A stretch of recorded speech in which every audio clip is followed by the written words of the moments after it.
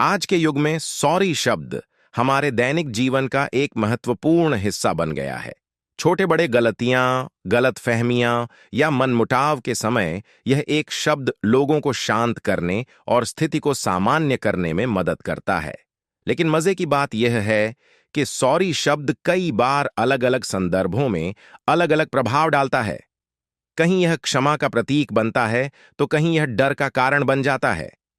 इस लेख में सॉरी शब्द के उपयोग, उसके महत्व और विभिन्न परिस्थितियों में उसके प्रभाव पर चर्चा की जाएगी। सॉरी शब्द की उत्पत्ति और उपयोग। सॉरी शब्द अंग्रेजी के सॉरी से आया है, जिसका अर्थ है दुख प्रकट करना या क्षमा मांगना। इसका उपयोग मुख्य रूप से तब होता है जब कोई व्यक्ति कोई गलती करता है और उसे स्वीकार कर माफी मांगता है। प्राचीन काल से ही क्षमा मांगने की परंपरा विभिन्न समाजों में प्रचलित रही है, लेकिन आधुनिक समाज में सॉरी शब्द तेजी से और आसान तरीका बन गया है गलती के लिए खेद प्रकट करने का। जैसे दोस्तों के बीच यदि कोई गलती करता है या किसी को नाराज कर देता है तो सॉरी कहने से संबंध सामान्य हो जाते हैं। व्यावसायिक जीवन में ऑफिस में गलती होने पर सहकर्मियों से सॉरी कहना पेशेवरता का परिचय देता है। परिवार में यदि सदस्यों के बीच गलतफहमी हो जाए तो सॉरी कहने से रिश्तों का बंधन मजबूत होता है। विभिन्न संदर्भों में सॉरी शब्द का मजेदार प्रभाव।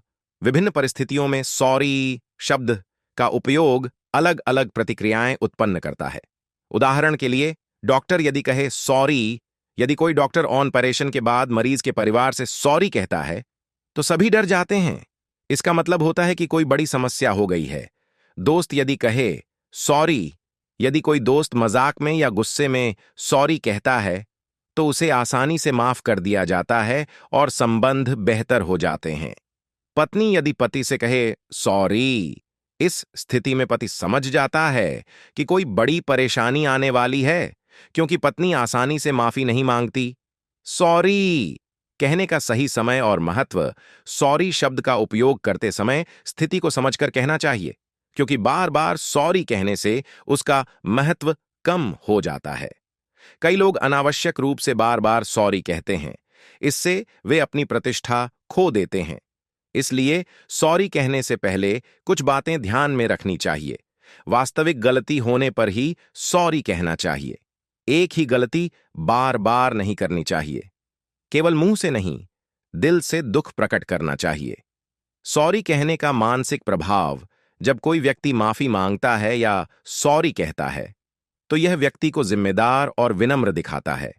दूसरी ओर, माफी मांगने से व्यक्ति के मन पर सकारात्मक प्रभाव पड़ता है। इससे गुस्सा या नाराजगी कम हो जाती है और मानसिक शांति बनी रहती है। लेकिन यदि कोई अहंकारी हो और सॉरी कहने में हिचकिचाता हो तो यह रिश्तों को खराब कर देता है।